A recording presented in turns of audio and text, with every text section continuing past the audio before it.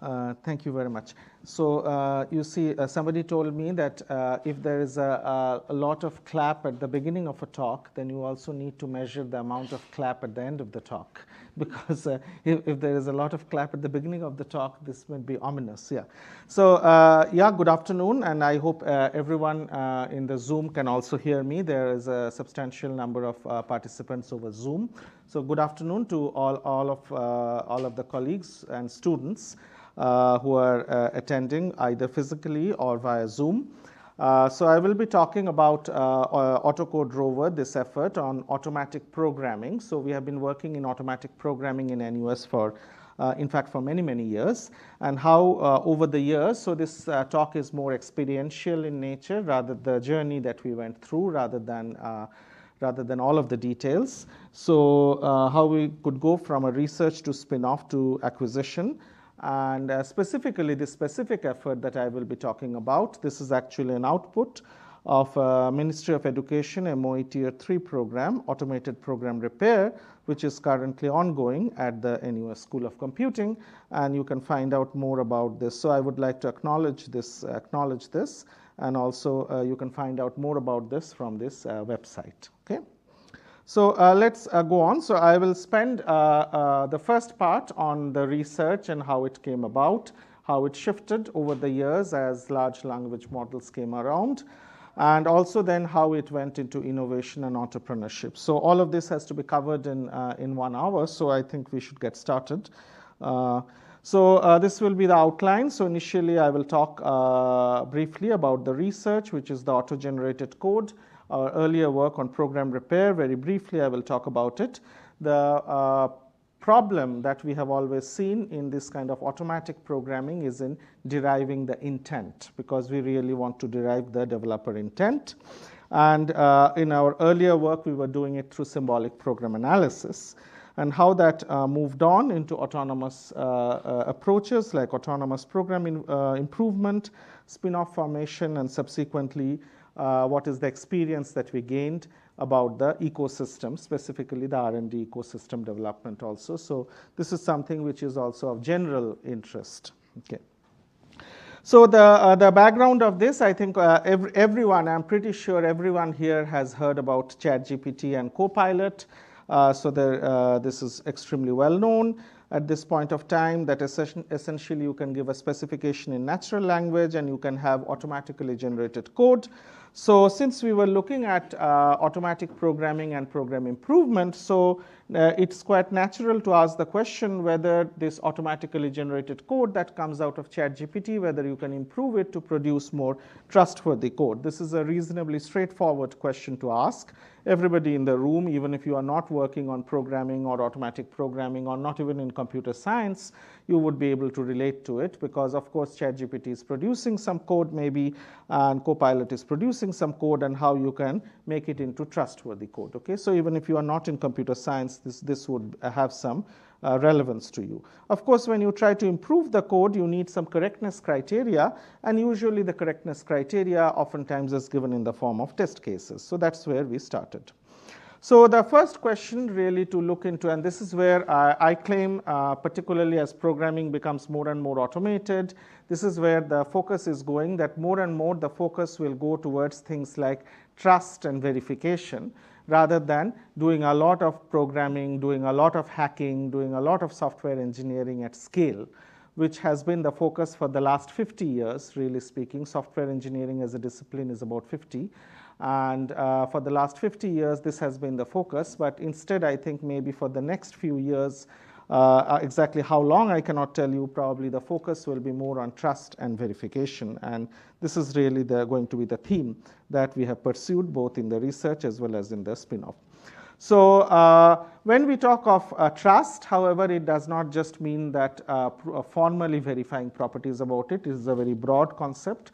So generally, whether the code that is produced by automatically generated engines, whether it is acceptable, and whether it is acceptable can be determined by many ways, like readability, whether the code is readable, whether there are comments and annotations, whether there are additional evidences like test cases for verification, whether you can actually do verification, and even the provenance of it. So all of these issues as a developer All of these issues would determine whether you can trust the code.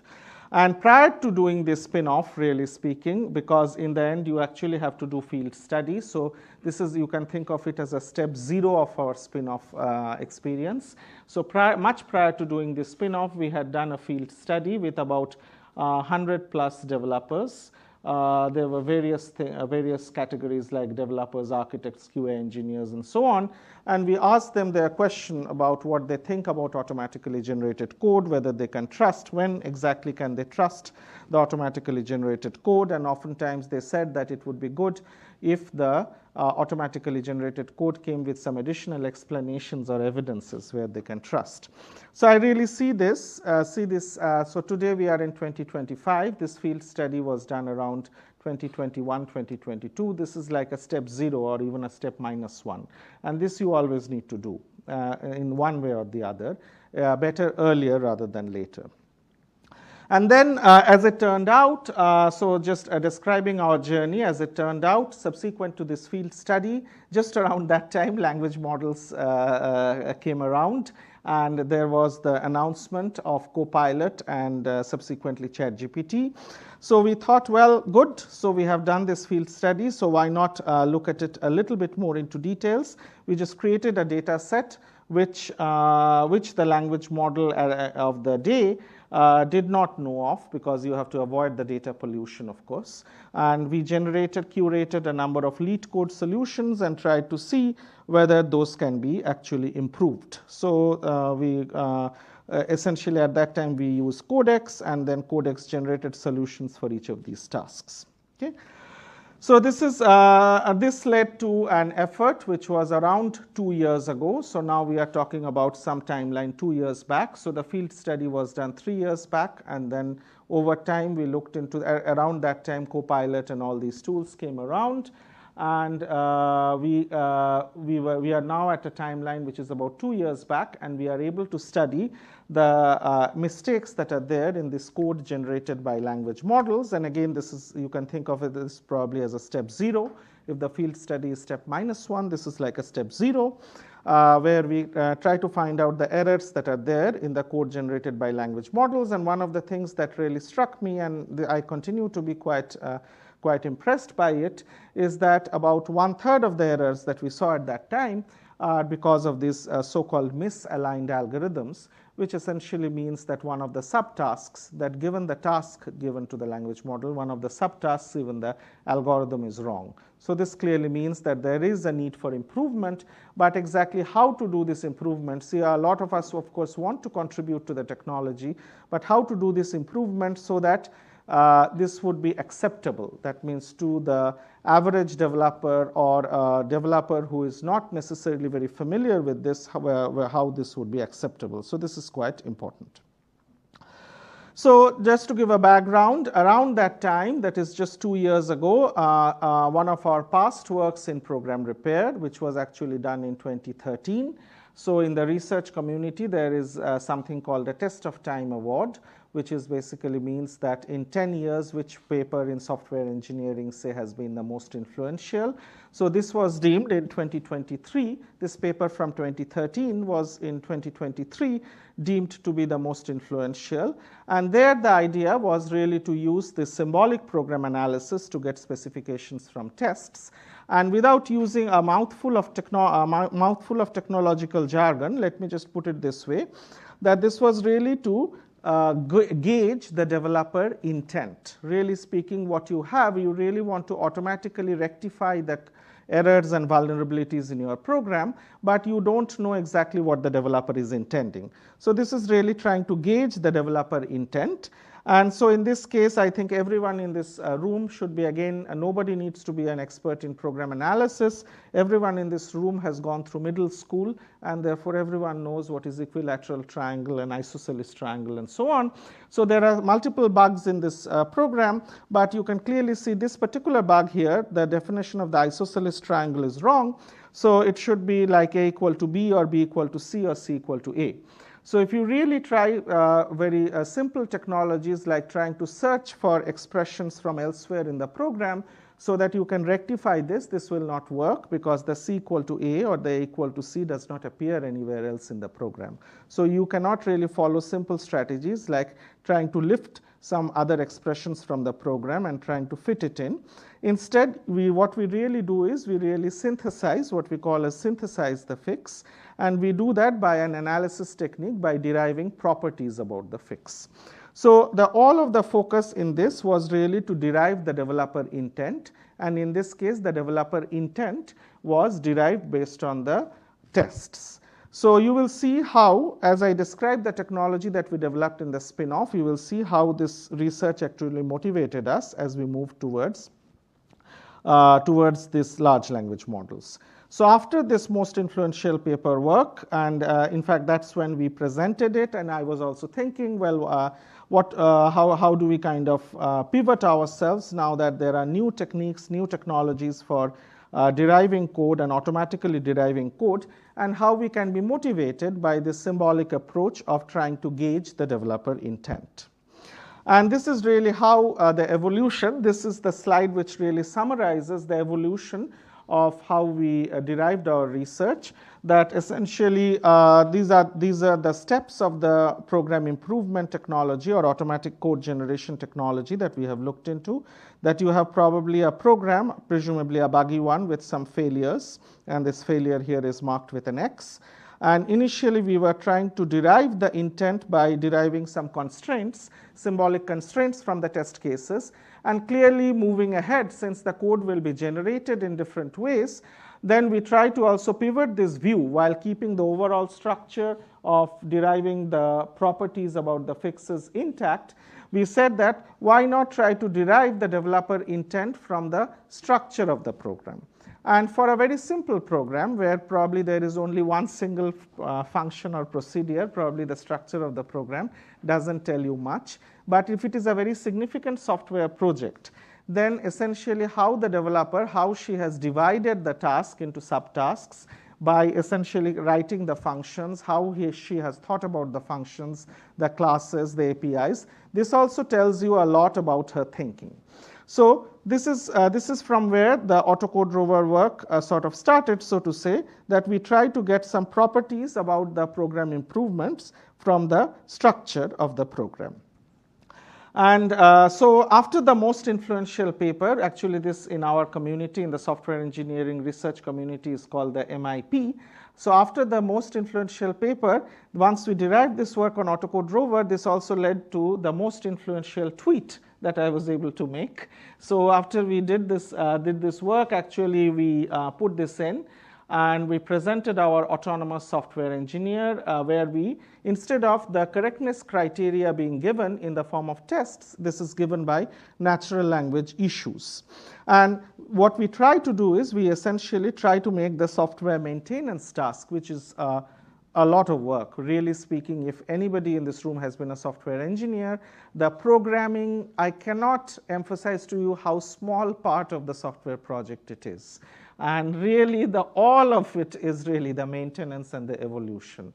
So which would really make a tremendously improve the developer's productivity and improve the developer's day by making the maintenance automated and autonomous. So this was really the first step. It was very early. The solution that we proposed from NUS was actually very, very early compared to the solutions around that time. This would automatically resolve GitHub issues without any human assistance. So this is a significant shift, a significant pivot from the earlier research we were doing, where the correctness criteria was given in the form of test cases. Now you have natural language issues. So if I am a developer, a lot of my workday can be in solving issues. An issue is a natural language report which tells me that maybe a feature needs to be added or a bug needs to be fixed and so on, and I have to come and resolve those issues.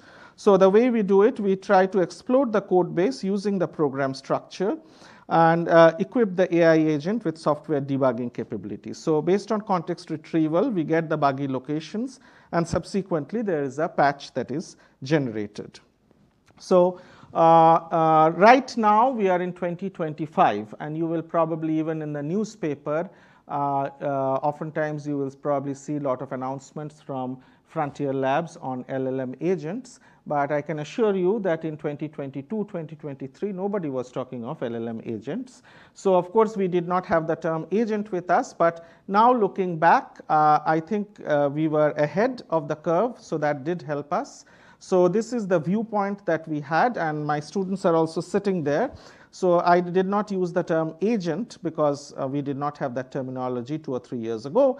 But essentially the way they were told is that we have been working in software testing and analysis forever. So you assume that all the software testing and analysis that you have worked on, all the software testing and analysis that exists in the world, all of it is available to the LLM, to the large language model, as a tool that it can invoke and invoke it autonomously.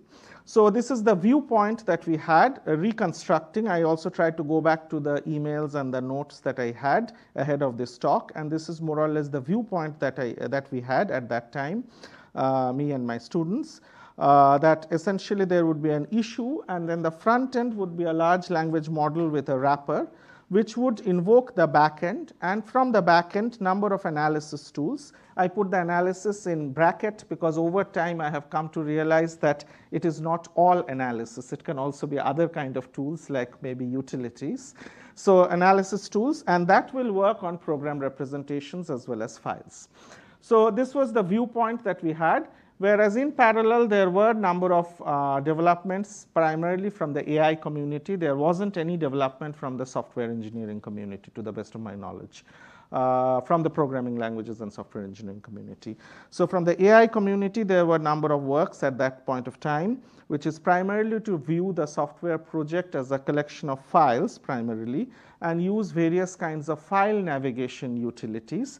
So looking back, I would say the main innovation that is offered in this AutoCodeRover effort is really to make the agent work on program representations. Because once the agent works on program representations, once you can adapt it to make it work on program representations, then you can put in various kinds of analysis.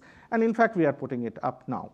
But the world view of agents that was existing from the AI community was substantially different. It was just to see the project as files and navigate the various files. So this is something which is really the innovation that did happen. In this case, the program representation we worked on was quite simple. It is abstract syntax trees. And the analysis that we had was also quite simple, which is the code search to exploit program structure and setting an optimal context. From an analysis point of view, because I have been a program analysis, testing and analysis researcher, this could appear like a very lightweight analysis. But from the innovation point of view, and this is where I think the innovation aspect comes in, I can tell you this was a deliberate choice, because the market is looking completely at this very different kind of agents, which is just working with files and essentially going scroll up, scroll down, etc. So suddenly going and hitting them with very heavy analysis, which nobody can relate to, and exactly what is the connection, where the improvement is coming from. If we try to do that, at least it was our judgment call that that will not fly. So this is how the first cut of the tool was derived. That program structure captures the intent, and we extract the very code specifications from the program structure for autonomous software engineering.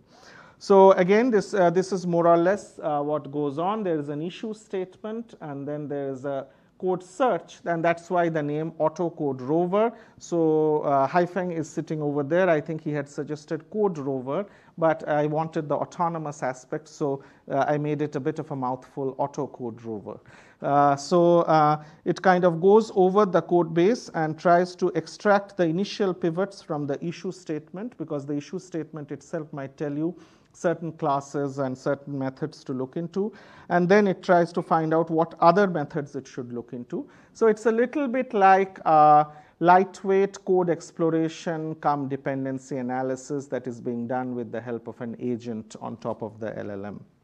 And subsequently, it will come up with the buggy locations, and it will have a number of search APIs for the agent to choose from at any point of time. So I'll skip these details because I also want to keep some time to discuss the innovation. So this is the overall workflow. We start with this problem statement, which is in natural language, and from there we, through this code search, we find the buggy locations, and then again there is an iterative approach to find out the patch. This is followed by a patch validation. So this is the slide we mentioned earlier, where we extract the specifications from the tests, and now we extract the specifications from the structure. So looking back, these are more or less all of the changes that we made. So the overall structure we had for doing program repair or software maintenance, it actually remains the same. Instead of the tests, we try to convert them into natural language issues. For inferring the developer intent, what the developer wants to do, instead of doing symbolic program analysis, we have this notion of an LLM agent. By this time, we were beginning to call it an agent. The synthesis, of course, is completely replaced by a large language model, the program synthesis. And instead of the patches, this is one of the pleasant aspects of it, the patches now come with explanations. And this is very, very useful to the developer. Okay, so we put this up in the public domain, and I will discuss a little bit about the timeline also on 8th of April, and then immediately from there was a lot of interest. Since then, things have moved extremely fast, let me put it this way. The results, the initial results were put on in open source version. At that point of time, there were at least two other tools that were known, which is Devin and SWE agent, which were compared with. And subsequently, there is a further improvement of this, which I will not get into all of the details. There is a further improvement of this that is in fact going to appear next month. Yeah, right, next month at the ICSI conference. That will be 2 years since we started working on this effort. So here the main difference is, instead of getting the specifications just from the structure in the form of buggy locations, for each of the functions we also get these function summaries, and also there is a reviewing agent to review the patches and provide explanations. Okay. So and we have further done comparison of this tool as well with various other tools that exist. I don't think it's useful to get into all of the details, but one thing I can mention is we also looked into what kind of issues are resolved uniquely by this tool, and there's a significant number of issues which are just resolved uniquely by this tool. So there's clearly a lot of research that needs to be done and can be done to both improve the capabilities and understand the capabilities of all of these agents. So it's about halfway mark. I will gradually start shifting towards the innovation. But before I do that, there's just one other point that I want to make, and this is the difference between the research and the practice. So oftentimes when we follow a certain trend in the research community, we tend to be very unidimensional. So for example, you want to automatically resolve issues to fix bugs, or maybe to take care of feature additions and so on. People will try to develop better and better and better agents shown on one particular benchmark and try to improve that particular dimension. This is potentially harmful from the practical utility of the techniques, because usually for the deployment of the technique there are other dimensions. So let's take this example of trying to fix maybe bugs in the software. So you can try to fix more and more and more bugs and have a very effective agent, but you may not be considering that for the bugs that you cannot fix, what is the cognitive load on the developer. Maybe the patch you are outputting is completely misleading the developer, and she is spending even more time by looking at your patch. So essentially the signal to noise ratio of your tool, you would agree this is a reasonable dimension. And there are many other dimensions also. For example, in LLMs, even though costs are coming down, of course, how many queries you are issuing, what is the cost, this is important. There are many other dimensions. I can go on and on and on.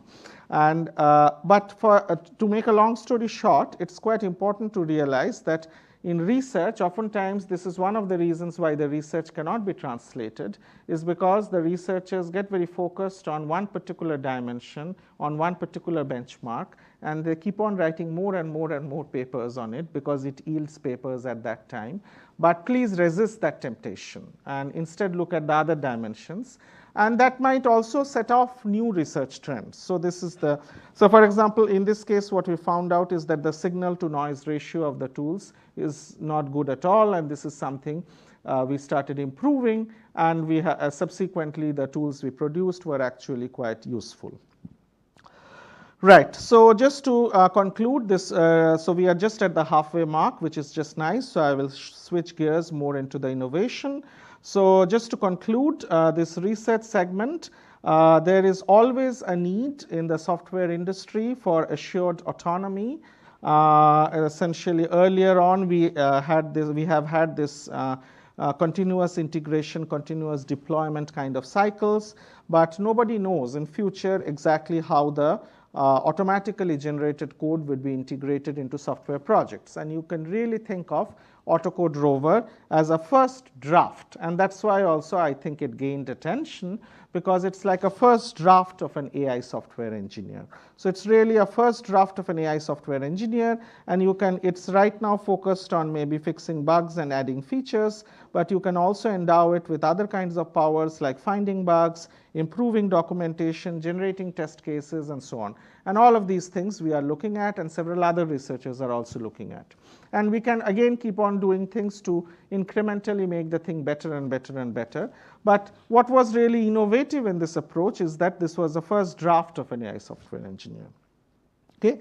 So now we switch gears into the acquisition. So this, of course, led to the acquisition. We are very happy to have joined the SonarSource family subsequent to the acquisition. So I will discuss a little bit about the innovation journey in the remaining time that I have. Okay. So in the innovation journey, suppose you are a researcher, a dyed-in-the-wool researcher like me, and then working in a university for many, many years. And then suppose, so consider my situation. We put this thing out and we see that there is tremendous interest, really tremendous interest. I know that as researchers, we always play up our contributions a little bit and say tremendous interest. But this one, I realized that there is really tremendous interest. So there is tremendous interest. And then there is, you also realize that this is an area where the research, innovation, and entrepreneurship really kind of comes in together. So then what would you do? You would try to go to one of the maybe workshops, etc., where you try to learn about some business lessons. But then this is the point that I want to make about innovation.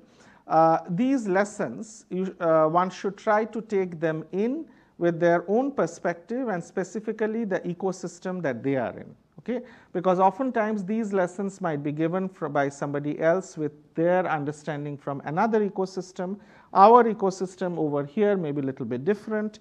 So for example, these are all the things that are told, like team bonding, know your customer, minimum viable product, identifying pain points, and so on, right? So all of these.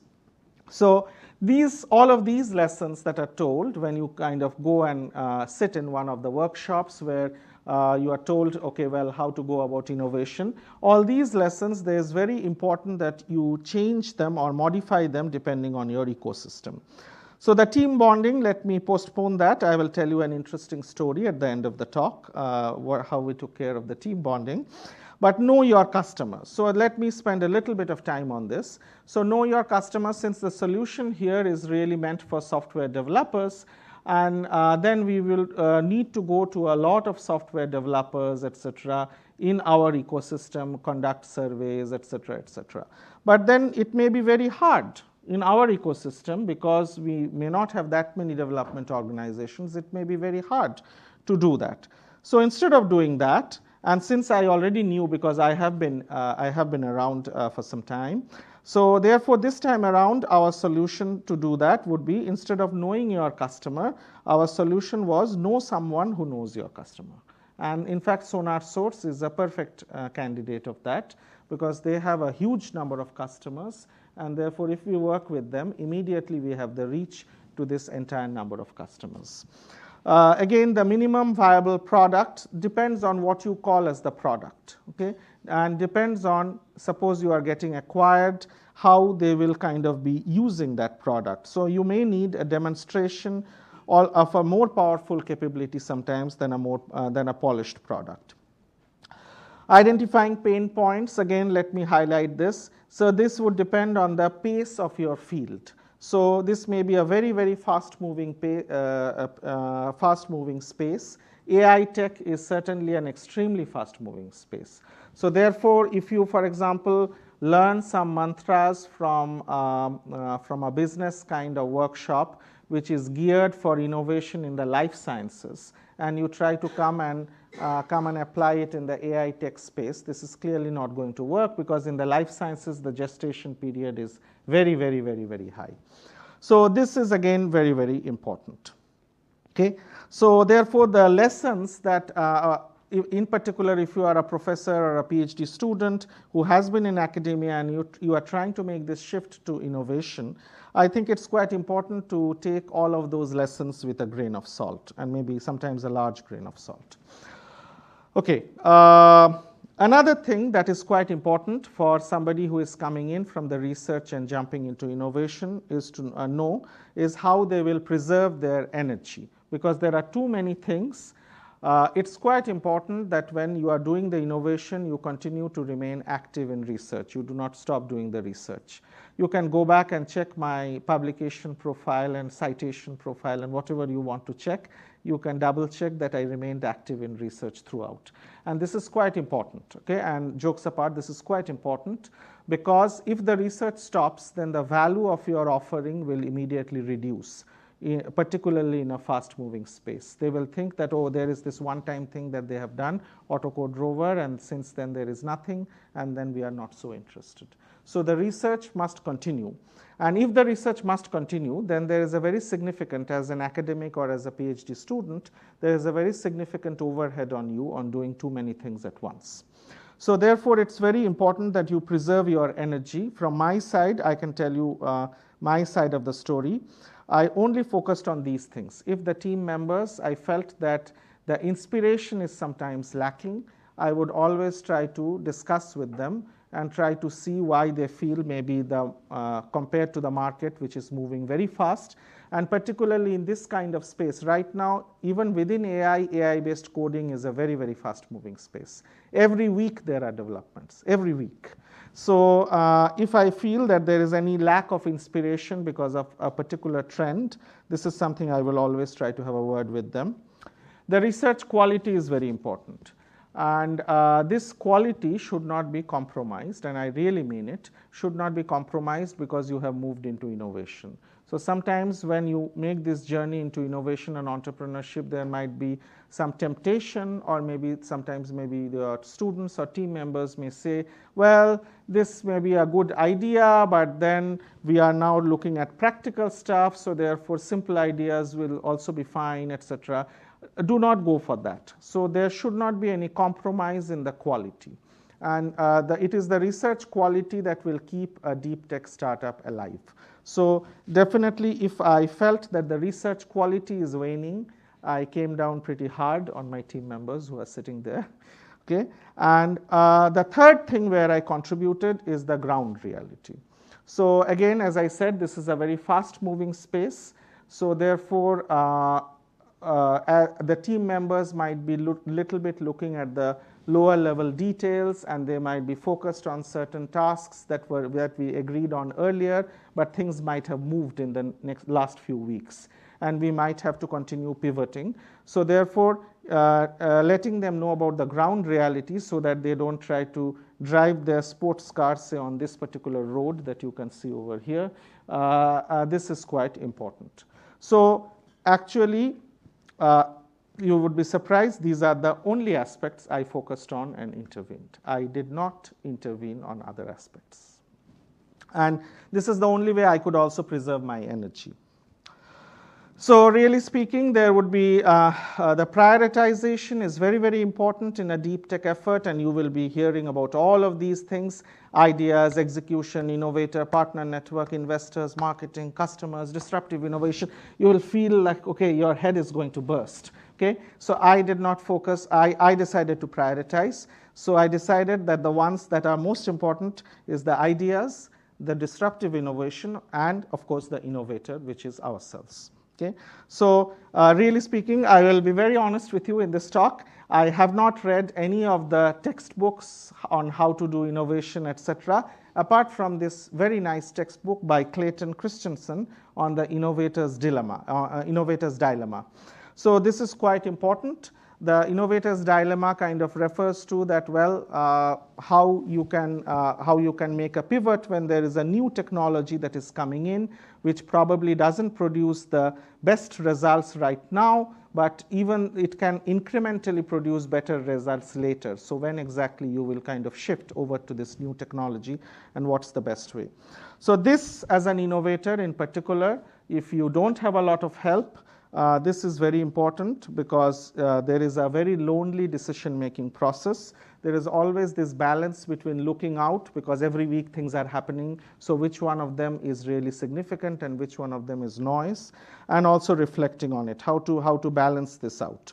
And there also, again, we had this past experience of bottom-up innovation earlier, where actually from some teaching in the InfoSec degree program, we were able to do at that time open source innovation, which led to a significant development of this fuzzbench from the Google's open source security team. So I think this experience that we had in the past, I think that did help me. Looking back, that did help me a little bit, at least in the lonely decision making. Okay, so I'll try to go over some of the motivating factors related to the deep tech startups. I think this is quite a significant part of what I want to cover, and then probably go towards conclusion. So on the left side, suppose you have academia. On the right side, suppose you have the innovation and entrepreneurship. So in academia, suppose we always start with the technology. At least in computer science, in our field, we start with the technology. And then as a professor, you have the technology and also a team. So at that point of time, you can have some technical capability. You are becoming well-known in a particular point technology, and you are feeling quite good about yourself, okay, which is very good. But then if you kind of do this number of times, then over time, there would also be a reputation. And this is where I think you can kind of move on. This would help you move on from the research into the innovation, because the reputation can also transcend over to the industry. Okay? So the reputation is something that can transcend over to the industry. So this is quite important. And at this point of time, you can probably, if you have a very solid technology which is ahead of the curve, you can probably have an innovation offering. So this constitutes a jump from the research to the innovation. But just because there is a very innovative offering does not necessarily mean that this would be suitable for entrepreneurship, because you would also, and this is where a lot of the innovation efforts, startup efforts may fail, and including even research efforts, that they do not consider the existing workflows. Okay? So just because you have a one-trick pony and innovative offering, you have to consider how this will fit into the user's workflows. So in our case, it is the developer's workflows. So this is where a lot of the mistakes happen maybe. The timing, of course, is important. This one I think we all know. But what is also important is the stakeholder confidence. So this is where the reputation can help. It can get you a foot in the door. For example, our AutoCodeRover effort was reputed. It was a very early offering. It was well known. I think this did help. So this can give you a foot in the door. But it also depends on what kind of plan, what kind of vision you have for the startup. And because this would need to be presented to the other side. If you are looking for acquisition, then to the company which is acquiring. If you are looking for something else, then whoever is the stakeholder. So at this point of time, once all of these are there, this would really lead to the acquisition. So as you can see, there is quite a lot that is going on. Initially, we primarily focus just on the technology, but I feel that even after you have the technology and the research group, because this is pretty much where most of the research groups are, if you have a good quality research group. But to do the entrepreneurship and the innovation, there is quite a lot more that is needed. Okay. So if I look at it broadly, this is where you make the jump into innovation, and this is where you make the jump into the entrepreneurship. Okay. Moving towards a conclusion, there is this opinion piece that I have co-authored with several colleagues, Corinna, Michael, and Baishakhi. So you can look this up. This is on how an AI software engineer could go on in the future, and in particular how the balance in programming specifically. So looking specifically into the domain of programming, which is what our startup is focused on, how the balance in programming is shifting from scale to trust. This is quite important. Just because I mean scale to trust doesn't mean that we will start to formally verify all the programs. But yes, certainly there are many ways of engendering trust. But the balance is certainly seems to be shifting, because the focus on programming and software engineering always for the last 50 years has been more on the scale, that how you can do larger and larger and larger, and how you can manage very large code bases. And we are certainly not stopping at this draft 1 of the AI software engineer. We are also looking into current generation of software engineering agents. They typically focus on only one task, say like issue resolution, but then how we can look into like a full-fledged software engineer who is like a unified agent who does many, many tasks at the same time and needs to multitask. And also, finally, you also need to look into the software development team dynamics and how to look into the human AI and the AI collaboration. So there is quite a lot more to do, both in the research as well as in the innovation and entrepreneurship. So I did promise that at the end of the talk, I will talk about the team bonding. So I just mentioned this real incident. So as in fact, May 18, 2023, so this is about 2 years ago, I gave this talk at the International Conference on Software Engineering. This is the most influential paper award talk for our 2013 paper, which is 10 years earlier. And only in October, I went back and checked my notes. Only in October, we started this solution on large language model agents, where we made this crucial pivot.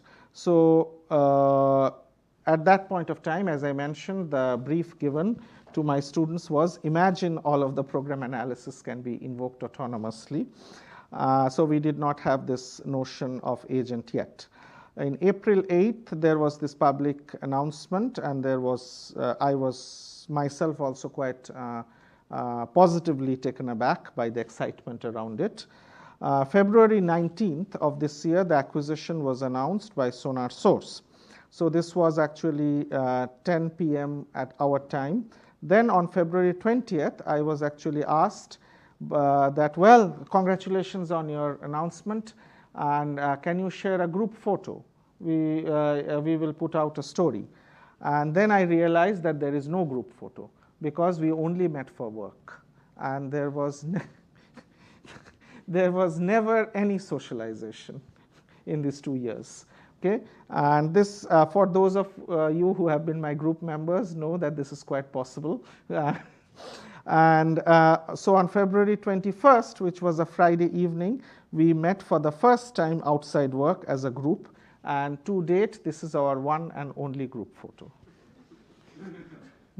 Okay, so and these are the team members, which is Haifeng, Yuntong, Ridwan, Martin, and myself.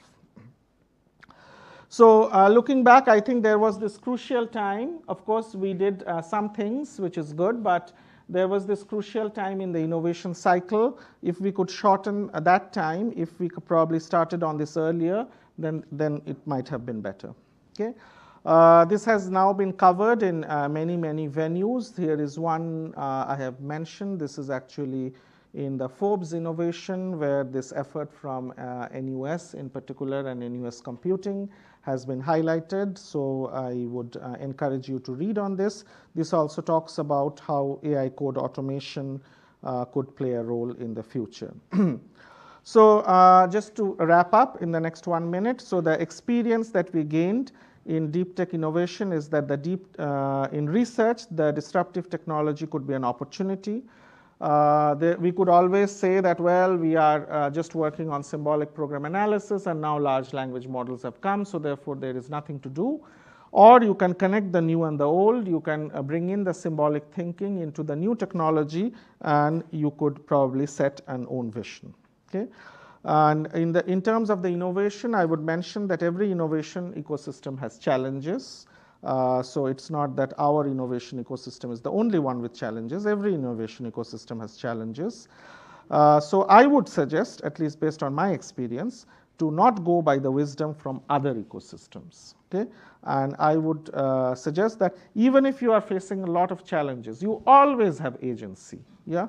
So I would suggest the innovators to have agency and imagine their own mantra instead of whatever mantra is being uttered by a particular workshop on Know Your Customer. And very important, very, very important, you must stay active in research along with the innovation, because that is really the distinguishing feature. Otherwise, there is nothing distinguishing you. So really speaking, this is very important that whenever a new technology comes in, either you can bury your head in the sand and say, well, I am not going to look into the new technology. I will keep on working with the old technology. Presumably, that's not very good. Or you can just follow the new technology and just do whatever others are doing and do it slightly better in another dimension. I assume that's also not very good. Instead, I would suggest something like this, where you probably start off a new trend, marrying the old and the new technology, probably figuring out a new vision yourself, and where subsequently there is a lot of excitement. And indeed, for example, as you can see, right now there is a lot of excitement on LLM agents for coding, which is, and ours was one of the earliest efforts. Okay. So for that, of course, I thank my team. And I would end with this comment that generally for the last 50 years, the focus starting from the Hello World program in 1972, so software engineering is about 50 plus years old. The focus has been on programming at scale. So I think moving forward, the focus, it's reasonable to say, and I would stick out my neck and say that the focus will be on programming with trust, and there is going to be a significant role for verification. Okay, and in terms of the ecosystem, so now this is the last two slides I have. In terms of the ecosystem, a lot of the focus moving from the individual innovation to the ecosystem, a lot of the focus is often from how to go from foundational research to just translation, but it stops there. Instead, if you look at the translation, look at the state of the practice, formulate more general problems and lead them back into the foundational research, this amounts to a round-trip engineering, and this would be kind of a more pleasant aspect of the ecosystem. And hopefully, in terms of the return on investment, because of course the research is also happening by an investment, there's always an indirect return on investment that, okay, manpower is being trained and so on, but also through every iteration of this round-trip engineering, you can probably have new teams and new jobs in the ecosystem, and that would be a very good direct return on investment. So this would probably lead to a better tech ecosystem development. So I'm very pleased to end this talk with this announcement that the Sonar Singapore is hiring. 10 R&D jobs have already been created, and several others are in the process. Since the several others, this is being discussed, I didn't mention any concrete numbers, but 10 have already been advertised, and several others are in the process. In the end, we are looking for a team of very sizable size right here in Singapore in terms of R&D. And these are all the open positions, so I will end with this slide and take questions. Thank you very much.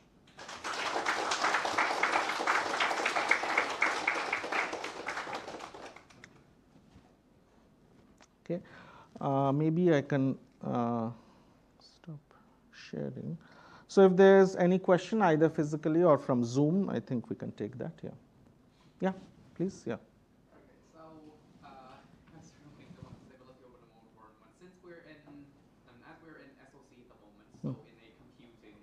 Faculty. What do you think are the most important strengths and weaknesses of, say, large language models that you are exploiting or working with in the work on AutoCodeRover and its subsequent projects? Yeah, so the question was, what are the strengths and weaknesses of large language models that are being exploited in this particular effort?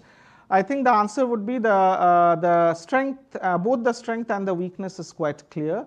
The strength is the flexibility, that it is able to do a large number of tasks and able to do a first cut of a large number of tasks. And the weakness is again the one of trust. So specifically, so this is like a general answer. If you want a more specific answer for my domain, for example, for doing the software maintenance automatically, this is something we have always, there is a lot of interest for this in the software industry because developers spend huge amount of time just doing maintenance.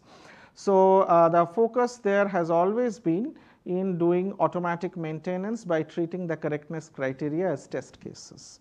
But oftentimes you may not have a very good set of test cases, or for certain projects like maybe Linux kernel, it may not even make sense to have a lot of test cases and so on. Okay? So that's why then there is a lot of research on if you don't have good test cases, then exactly how to alleviate that problem. So I think this development of the large language model kind of cuts that argument out and takes care of one of the main challenges there, where the correctness criteria is given in terms of natural language issues. I see that as a very significant strength. But that strength is also a weakness because the natural language issue may be ambiguous. But then that is where a lot of the research can come in, and the AutoCodeRover is one such research. Yeah, Trevor? Thanks for the presentation. Quick question, a short question, hopefully. What do you see the role of private LLMs versus developing your own homegrown model, right? Because there's a lot of people who like tuning, mixtures of experts, lots of different options, right? But the big models out there, O3s of the world, right, can do a very good job. What spurred this was the costs. You can host locally, you don't have to pay token count. Correct, That's yeah. high, right? Correct. Do you see this as a requirement to develop our own? Or what are you thinking about this? Yeah. Yeah, so so let me repeat the question. The question was, what is the role for essentially developing your own LLM versus maybe working with publicly available LLMs but at a high cost and so on. So I'll just answer this question at a slightly broader level. So this agentic solution, so we were quite early on in the agentic AI, particularly agentic AI for coding world, we were one of the earliest. The agentic solution that we have developed is kind of built on top of an LLM. But an LLM is a little bit of a misnomer. Instead of having an LLM, you can have a collection of LLMs. You can have an architecture of LLMs. You can have maybe a larger LLM and a small code LLM. You can train them differently. So there is a significant amount of engineering that can be done, which we have not done at all. So this engineering, in fact, moving forward right now, we are working in a more commercial space. This is something we can do. And there are other research groups, which not from NUS, but other research groups elsewhere in the world, which have focused more on the training, but not on the agentic reasoning. So it is actually quite feasible to kind of have the agentic reasoning exploit maybe a more trained LLM or a collection of more trained LLMs, and that would lead to a more powerful solution. Yeah. And in fact, we are working on that. Otherwise, I would not give this answer. Right, okay, there's a question, is it? No? Okay. There is some message in the chat, yeah. So let's try to look into the chat, yeah. Okay, okay, yeah. There isn't anything, yeah. Okay. I don't know if anybody in the Zoom would like to ask a question. Yeah, maybe you can go ahead first, yeah. So a question like, when the code has an invocation of external library, do you trust the LLM agent to generate the solution, verifying that the bug is in the external library, or do you have to interfere and give it the input? This is a very well-known. So the question was that when an external tool is invoked, how to trust the results of the external tool. This is a very well-known issue in computing, because oftentimes you might be in a trusted zone or something, and from there you invoke external tools, and then how do you kind of trust the results of the external tool? There are very well-known solutions for that. Either one can employ one of those well-known solutions. In this case, note that we are not even in any particular trusted zone while we are kind of operating on the LLM agent. It's really our job to make sure that the final patch that we produce, that is trustworthy, number one. And number two, even if it's everything in it is not correct, that the developer, she should get some understanding from the patch. So really speaking, that's why when I say trust, I do not mean verified. Yeah. So this is a very, it would be a misnomer to say that this means that the patch is verified. But the aim is to give the patch in such a way that it reduces the developer's burden. So that means the developer can understand something about the program, and it need not be her program. It could be a program written by somebody else. It's through some other team, because there is always geographically distributed software development. So the developer understands something about the program a little bit better. So the aim is to really explain rather than verify. Yeah. Any other questions? Okay, so maybe we take this one and maybe we can end there. Yeah. So, so when it comes to, say, autonomous software engineering in general, that especially with the latest LLM wave, that there has been a lot of skepticism given, and so that people who tend to spend quite a lot of time checking over the output. Yeah. Yeah.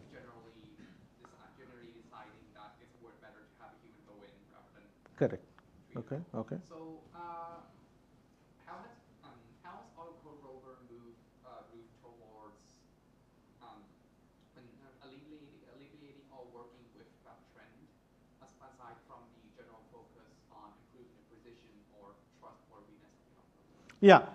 So the question was essentially exactly how much is the savings at a broad level. The question is like how much is the savings essentially by using LLM agents in terms of the software development. And for example, what if you spend more time understanding a patch which isn't particularly useful and so on, if I understand correctly. Yeah. It's mostly more about the general feelings of developers. They generally don't trust automated tools to be accurate. Correct. So, yeah. And that's a challenge that you will be running up against as AutoCodeRover gets deployed. So usually the way to take care of that challenge, and so initially you see this is a very common, the comment you are making, this is a very common comment. Initially when the LLMs came about, there were even comments like it will not be allowed in organizations. And if you think about, and that's not so long ago, that's just about 2 years ago. Yeah. So that apparently it will not even be allowed in organizations for coding. Whereas if you see a quote just in October 2024, there is a quote by the CEO of Google that 25% of the code in Google is already automatically generated. So automatically generated code is here to stay. This is for sure. I think it's useful to realize that. The question really is how you can make the automatically generated code coexist with the rest of the software project, and what kind of mechanisms and tools you can give to the developers so that they can accept the automatically generated code. And the way we are dealing with that is to provide these explanations to the developers along with the patches. So automatically generated code is definitely here to stay. I will stick out my neck and say that very confidently. Okay. Thank you very much for joining us this afternoon. Thank you.